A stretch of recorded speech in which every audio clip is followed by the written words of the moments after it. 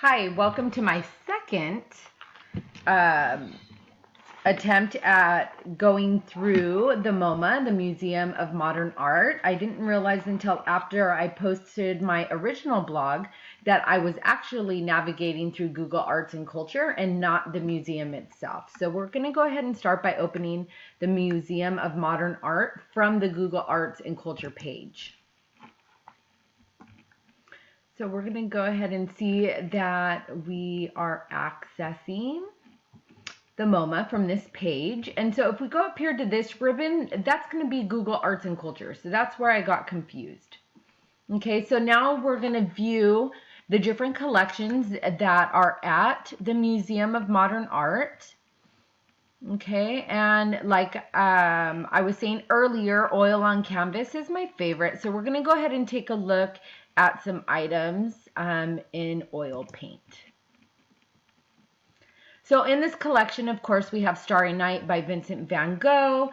And of course, the pros and cons of doing online research is, of course, the pro of it is the ability to access the information, the art, very quickly. When we select an item, we also have the year that it was painted. We have background information. We have all of the details, the title, creator, and all those things that we need in order to say write a school article or an assignment with regards to art and culture. Oh, that's cool. And it even has additional items for videos. And then based off of what we're looking at and the genre, it'll give recommendations. And then down here, we also have tabs for Vincent van Gogh, modern art, neo-impressionism, oil paint, post-impressionism. And so that's a big pro of utilizing online resources. However, I'm going to say that the cons of this is that even though we can see the beauty of the picture, we don't get that personal felt connection with the painting itself as if we were in the open physical space of the museum. So considering that the Museum of Modern Art is in New York, I couldn't go there today, right? And my assignment is due by Sunday. So this makes it very easy, accessible for me to complete my assignments on time. So another question is the experience better or worse?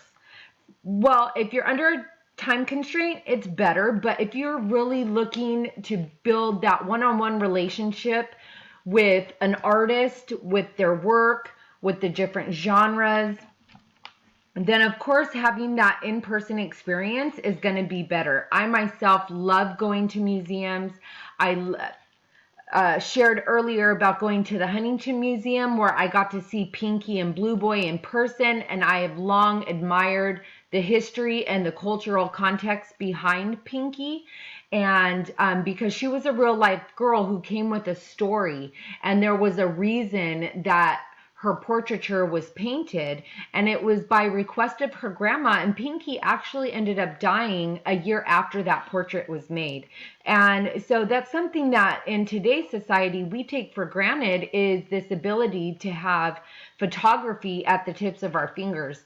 And we no longer put in the emotion behind wanting to be connected with our loved one who is no longer around us. And so her grandma paid significant money for that portrait, and Pinky actually ended up dying a year later. So there's a lot of historical significance behind that portraiture. So getting to see it in real life kind of was like a time machine. Like you got to go back and experience that in person. So let's go ahead and go out of here and go back to the different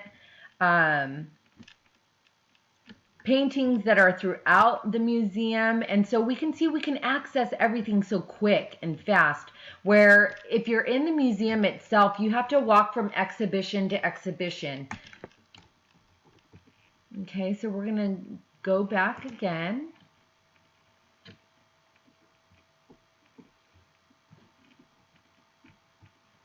And we have one museum view. So let's go ahead and take a look at that. And now we can experience, I guess, the Google Street View technology, right? Where we can actually walk through the museum. Let's go see if we can go in here. Oh, what do we have here? And so how can a tool such as this be used in the classroom? Well, I think it's great because, I mean, you can put this up on a projector. You can see the different rooms. So say you got, oh, look, there's Starry Night. That one's one that really catches my eye. I love this painting. Let's see if we can actually get up close and personal as if we were in. I don't think we can, because in the museum, you get to go up and really look inside where you can see the chunks of oil and the strokes, where we're not getting that personal feeling of connectedness with the piece itself because we're limited to a flat screen. So as far as having access to the quantity and quality of information, this is great. We can navigate in and out of the different parts of the website. We can see the different exhibitions, hallways, and so you're getting to know what it looks like inside of the museum in a quick, efficient way, which is very important for classroom settings, especially because it's not like we can just get up and take a field trip to New York. And so, but the experience itself, I'm going to have to say, is worse in the sense that we're not getting up and close and personal with a famous work of art such as that of The Starry Night by Vincent van Gogh. So is the utilization of the Google Street View technology useful? Absolutely. Like I said earlier, we're getting to see inside of the rooms and hallways. We can see the floors. We can navigate around. But we're very limited at being able to really get up and close and really viewing the work in its entirety. Like, it's hard to tell if there is definition. Is it flat? It's very hard to tell. So does seeing an artwork in the context of its physical display change the experience? Absolutely. Like I was sharing earlier about my experience with Pinky and Blue Boy at the Huntington Museum. I got up and close and personal with Pinky, and I could see all the little dots in the lace that made up her bonnet, her dress, and you could almost envision the artist's ability to almost manipulate the oil into becoming an actual texture of the lace. And so it was very impressive. Another thing that I got to experience at the Huntington was the portraiture of Blue Boy was under renovation, and they had done x-rays of the painting. And what was discovered under the top layers of oil paint was a dog. And so had he still just been hanging on the wall, nobody would know that underneath what was visible was a dog, where the artist actually chose not to paint the dog sitting next to Blue Boy and painted over it. And so that was an experience, almost like a hidden treasure that you got to experience when you were actually at the museum.